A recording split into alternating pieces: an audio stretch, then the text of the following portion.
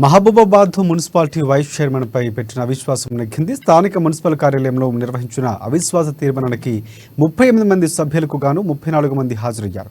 ఇందులో 30 మంది అవిశ్వాసానికి అనుకూలంగా చేతులెత్తారు. వైస్ చైర్మన్ ఫరీద్కు వ్యతిరేకంగా చేతులెత్తగా ఇక ఇద్దరు సిపిఐ కౌన్సిలర్లు తటస్థంగా ఉన్నారు.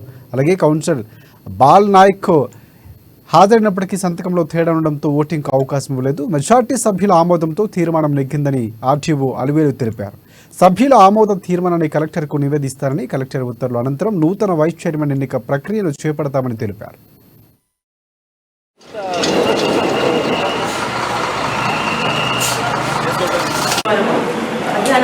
సమావేశం ఏర్పాటు చేయడం జరిగింది. ఇటు అవిశ్వాస తీర్మానానికి మొత్తం 34 మంది గౌరవ సభ్యులు హాజరైనారు.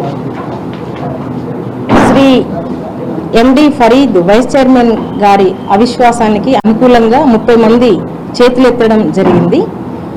కాబట్టి శ్రీ ఎండి ఫరీద్ వైస్ చైర్మన్ గారి యొక్క అవిశ్వాస తీర్మానం నెగ్గినట్టుగా ప్రకటించడం జరిగింది. అలాంటిది ఏం రాలేదు సార్.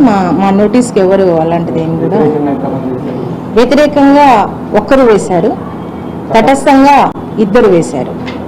ఒకరి ఓటు చెల్లుబాటు కాలేదు.